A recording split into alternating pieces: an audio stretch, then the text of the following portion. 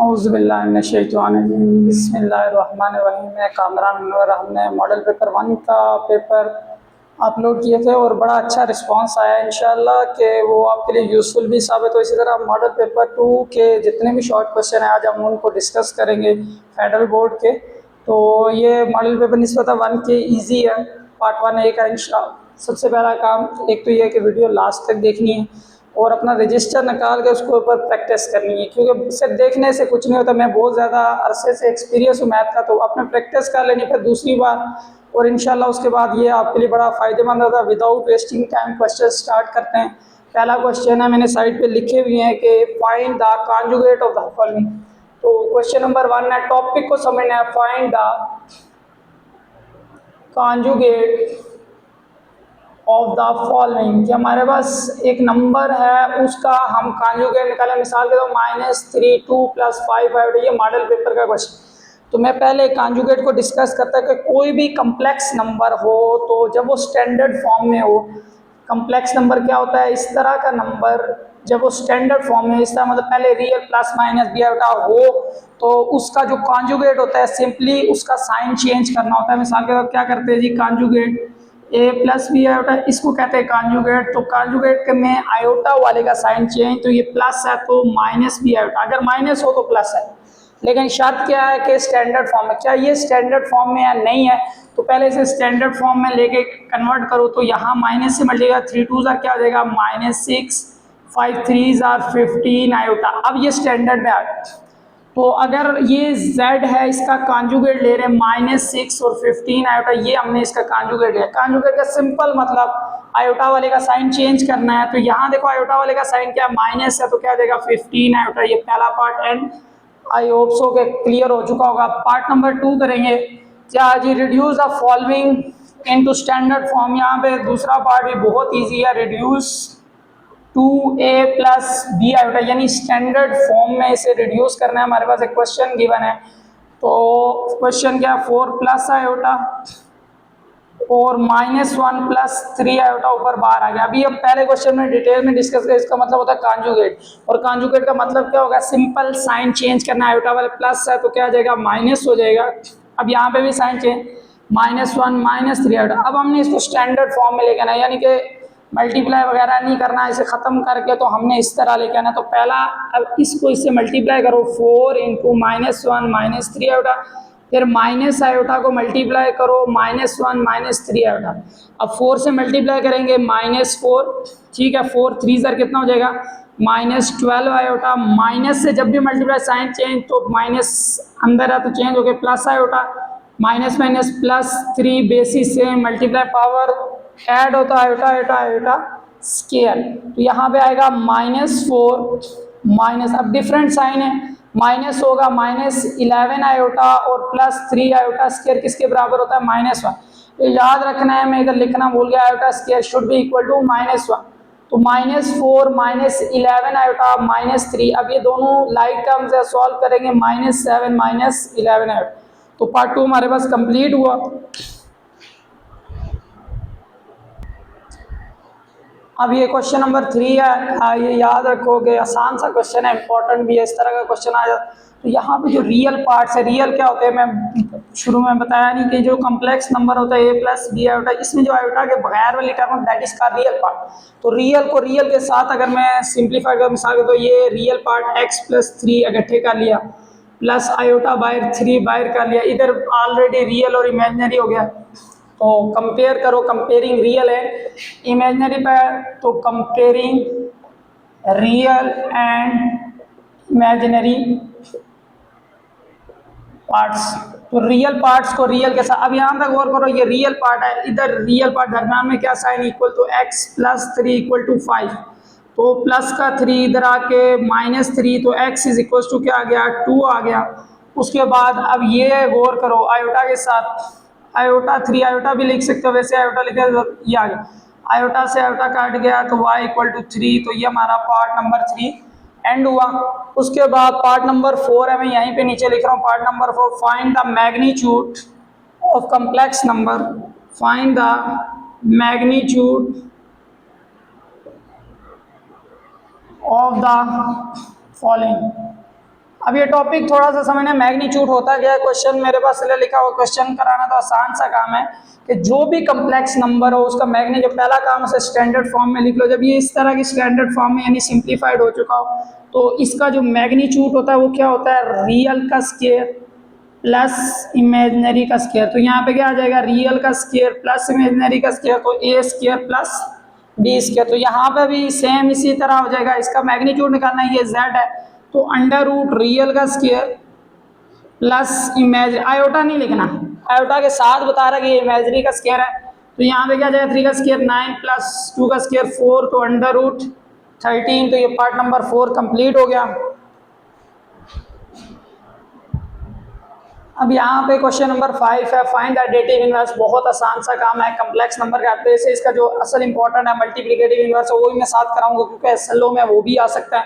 तो हमारे पास अगर ये कम्प्लेक्स नंबर z है 3 × -8 है तो हमने इसका एडिटिव इनवर्स, जहाँ पे भी क्वेश्चन है additive inverse simple sign change कर देना, -z लिख लेना है तो यह आ जाएगा -3 × अब ब्रैकेट के बाहर माइनस तो अंदर के साइन चेंज, -3 -8 है तो प्लस है, ये इसका क्या है, एडिटिव इनवर्स।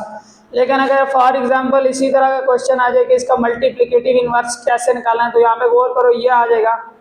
तो मल्टीप्लिकेटिव इनवर्स निकालने का तरीका है 1/z, इस तरह। अब इसको उल्टा दो 1/3, इसको लिखने का -8 आयोटा भी लिख सकते, कम्प्लेक्स नंबर को कोमा हटा के आयोटा में लिख सकते। ये याद रखो, जब भी कम्प्लेक्स नंबर डिवाइड में आ जाए उसको रेशनलाइज करना है तो यहाँ पे आ जाएगा 3 + 8 आयोटा, 3 + 8 आयोटा। तो ये मैं मल्टीप्लिकेटिव इनवर्स की बात बता रहा हूँ, 3 + 8 आयोटा, नीचे आ जाएगा 3 का स्क्वायर -8 आयोटा का स्क्वायर। तो यहाँ पे आएगा 3 + 8 आयोटा अपनी जगह, 3 का स्क्वायर 9, 8 का स्क्वायर 64 आयोटा स्क्वायर। तो साथ लिख रहा हूँ 3 + 8 आयोटा, नीचे ये 60 आयोटा स्क्वायर -1, 64 में जमा कर लोगे तो मेरे पास कितना जाएगा 73।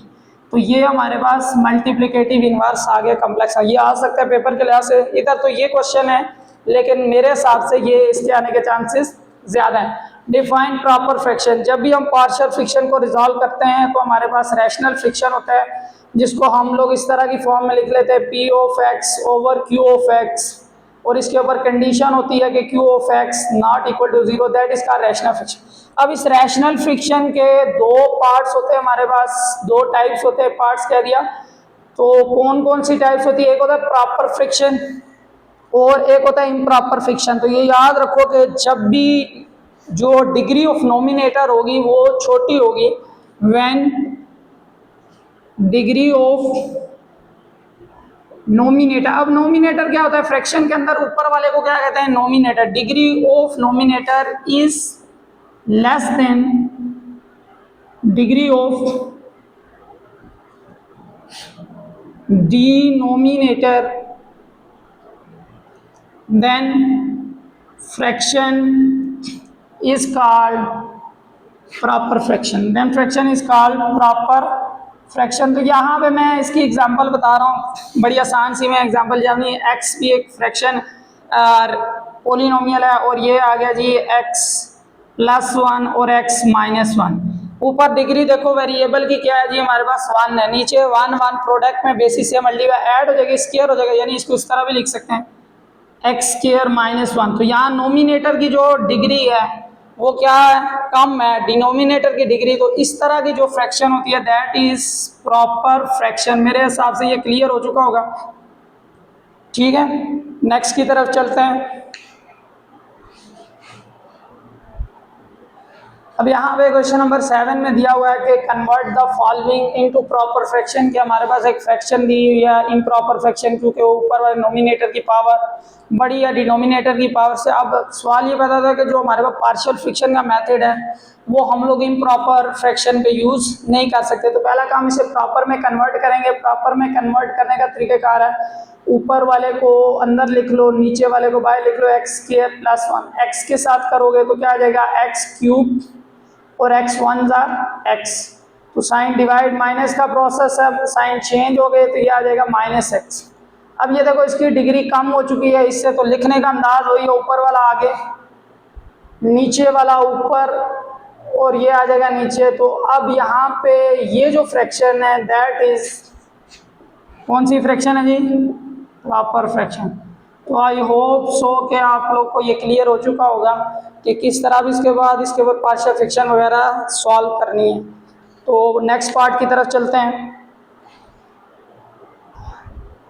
अब यहाँ पे नंबर सिस्टम से रिलेटेड एक हमारे पास क्वेश्चन आया हुआ है, convert the following into binary. तो ये डेसिमल में, जब भी डेसिमल में गिवन हो, बाइनरी में कन्वर्ट करना हो तो 2 के साथ एलसीएम ले, अगर ऑक्टल में कन्वर्ट करना हो 8 के साथ एलसीएम ले, और अगर हेक्साडेसिमल में कन्वर्ट करना हो 16 के साथ एलसीएम ले। लेकिन शर्त यह है कि डेसिमल में, यहाँ पे ऑलरेडी डेसिमल में है तो हम लोग लिखेंगे इसको 2, 4, 7 और 2 का टेबल, 2 1 2, 2 2 4, 2 3 6 और एक बच गया 7 इधर लिख लिया। फिर दोबारा 2 का टेबल, 2 6 12 आ गया, 2 6 12 आ गया। उसके बाद 2 1 2 और बाकी कितना बचा, 1 बचा। ठीक है, उसके बाद 2 3 6, 2 30 60, कितने बचे हमारे पास, 1 बचा। अब 2 15 30, बाकी बचा 0, 2 7 14, बाकी बचा 1, 2 3 6, बाकी 1, 2 1 2, 2 1 2, बाकी बचा 1। हो सकता है कि नज़र में इशू हो, थोड़ा वीडियो को देख लेना है। तो अब ये जो बाइनरी बनेगा यहाँ से लिखना शुरू करना है इसकी तरफ। तो लिखने का अंदाज क्या होगा जी, 1 1 1 1 1 1, फिर 1, उसके बाद 0, फिर 1 1 1 ट्रिपल 1, और क्या आ जाएगा, बाइनरी। तो ये हमारा क्वेश्चन नंबर 8 कन्वर्ट हो गया। क्वेश्चन नंबर 9 है, इधर ही लिख रहा हूँ कि add the following binary numbers, के इन नंबर्स को ऐड करो। Add the following, add the following, ये हमारे पास क्वेश्चन है।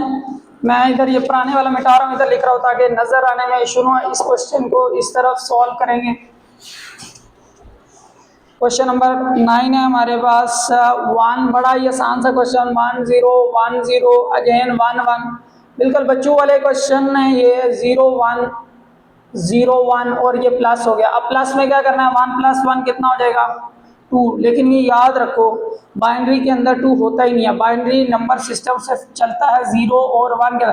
जब ये 2 या 2 से ज़्यादा है फिर इधर एलसीएम में आ जाओ। ये 2 1 2, बाकी क्या बचा 0, तो 0 लगाना है और 1 कैरी कर लेना है। फिर अगेन 1 1 2, 2 का फिर 0 लगाना है, 1 कैरी कर लेना है, 1 1 2, फिर 0, फिर 1 कैरी, 1 1 2, फिर अगेन 0, फिर 1 कैरी। अब ये 1 1 2, फिर 0 1 कैरी। अब यहाँ 1 2 3, कितना आ गया, 3, दोबारा 3 इधर लिख लो, 2 1 2, बाकी क्या बचा 1 1। इसकी जगह लिखेंगे 11 को आखिरी वाले में 11। तो दैट इज बाइनरी एडिशन, मेरे हिसाब से क्लियर होगा। इसके बाद क्वेश्चन नंबर 10 है, यहीं पे सॉल्व करवा रहा हूँ। 1 0 1 मल्टीप्लाई 10, बहुत आसान से क्वेश्चन। मैं कहता हूँ कि इससे सिंपल कोई चीज़ हो ही नहीं सकती। 1 0 1 मल्टीप्लाई 1 0, 0 के साथ मल्टीप्लाई कर, 0 1 0 0 0 0 0 0 0, फिर अगेन 1 1 1 1 0 0 1 1 1। अब लिखने का अंदाज, प्लस होता है multiplication, is the process of addition. Add करेंगे 0 1 1 0 0 0 और 1, तो इसको क्या लिख लिया हमने, ये आंसर। नेक्स्ट हमारे पास है डिफाइन बाइनरी नंबर्स। ठीक है, इसको थोड़ा सा मैं मिटा देता हूँ, फिर इसको डिस्कस करते हैं। डिफाइन बाइनरी नंबर, अब यहाँ देखो डेफिनेशन है। वैसे तो हमारे पास जो इस बुक में हमारे पास कोर्स में शामिल है, बाइनरी है, ऑक्टल है, उसके बाद है डेसिमल है, हेक्साडेसिमल, 4 सिस्टम है। लेकिन डेफिनेशन में तुम्हें समझा दूंगा कि किस तरह से अगर कोई भी आ जाए कैसे लिखना है। कि बाइनरी में हमारे पास टोटल ये कंसिस्ट होता है 2 नंबर 0 और 1। जो हमारे पास हेक्सा ऑक्टल सिस्टम है, ये हमारे पास आता है 0 1 2 3 4 5 6 7 तक। ये बाइनरी के लिए बी लिख रहा हूँ, ऑक्टल के लिए ओ लिख रहा हूँ। डेसिमल आप सबको पता है 0 1 2 3 से लेकर किधर तक है, 9 तक, डेट इज कॉल्ड डेसिमल। और जो हमारे पास 0 से लेकर 1 2 3 सीधा चलता जाएगा, मेरे ख्याल में 15 तक है, दैट इज कॉल्ड हेक्साडेसिमल। तो ये 4 बाइनरी का कोई डेफिनेशन पूछेगा जी बाइनरी डिफाइन करो, तो क्या लिखोगे, the numbers that consist of only 2 digit 0 and 1 is called binary numbers. उसके बाद ऑक्टल आ जाए, the number that consist of number from 0 to 7 is called octal. The numbers that consist start from 0 and end at 9 is called decimal. The number that start from 0 and end at 15 are called hexadecimal. तो ये अपनी definition, तो binary की क्या definition लिखेंगे? The numbers that consist only on 0, 0 and 1 are called binary system, are called binary system. मेरे हिसाब से इससे ज़्यादा आसान है। अब ये अगर octal the number that consist या started from 0 and end at 7 is called octal, so on करके अपने से लिख लेना है। अब अगला क्वेश्चन है हमारे पास कन्वर्ट इनटू डेसिमल इक्विवेलेंट, कि हमारे पास डेसिमल में कन्वर्ट करना है। क्वेश्चन नंबर 12 है मेरे पास, कन्वर्ट इनटू डेसिमल इक्विवेलेंट।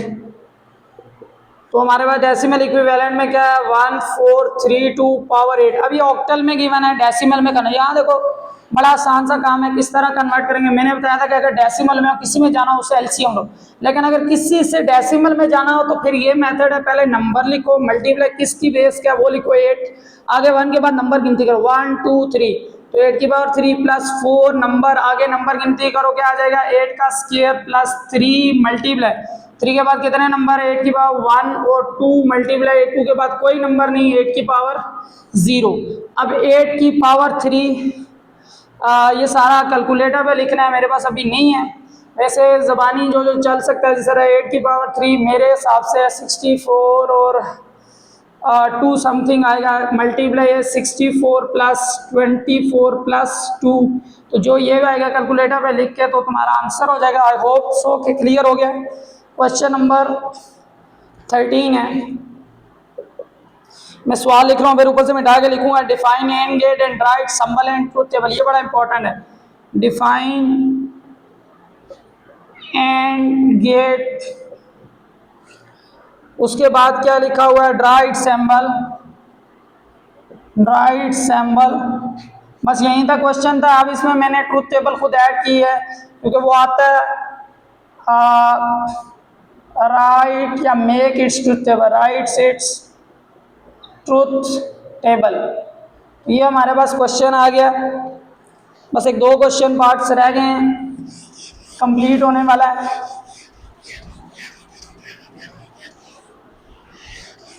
अब यहाँ देखो, सबसे पहले एंड गेट क्या होता है कि जो मल्टीप्लिकेशन का लॉजिक गेट होता है that is called and gate.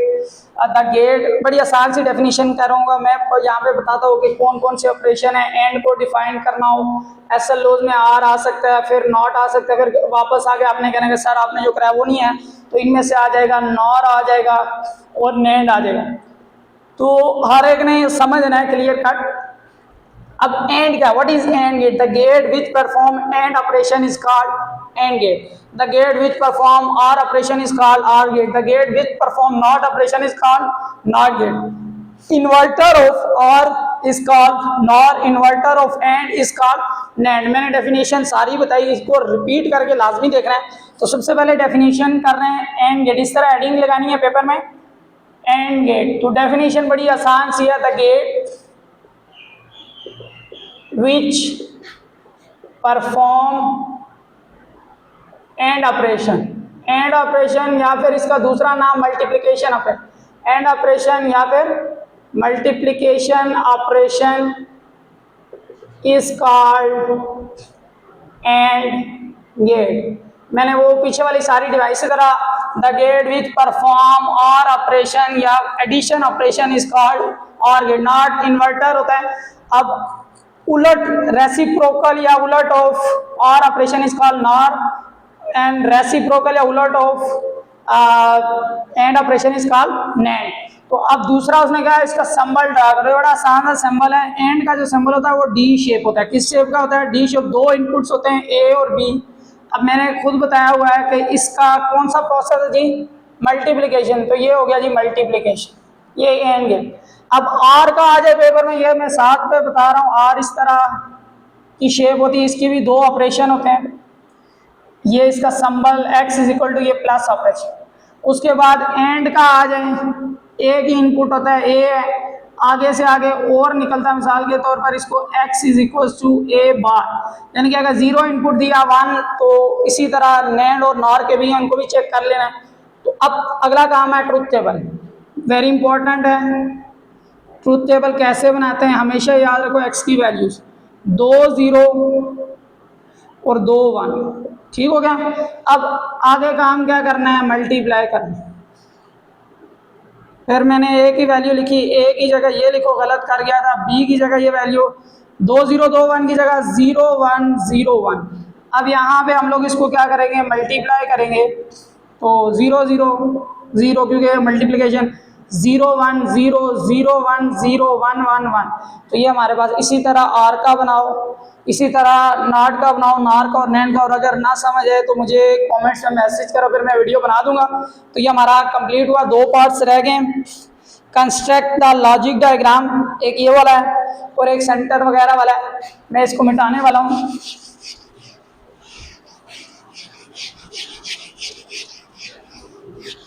तो हमारे पास वेरी इंपॉर्टेंट क्वेश्चन लॉन्ग में भी आ सकता है कि construct logic A dot B plus B dot C, 14 parts है हमारे पास। कंस्ट्रक्ट लॉजिक डायग्राम, तो हमने लॉजिक डायग्राम बनानी है, जल्दी से इसको एंड कर रहे हैं, वीडियो काफ़ी लेंथी हो गया। अब यहाँ देखो ए बी आपस में क्या हो रहे हैं, मल्टीप्लाई। अभी थोड़ी देर पहले किया, मल्टीप्लिकेशन के लिए कौन सा ऑपरेशन इस्तेमाल किया जाता है, एंड का, तो ये लगा दीजिए एंड, लॉजिक डायग्राम, ये एक इनपुट, ये एक क्वेश्चन।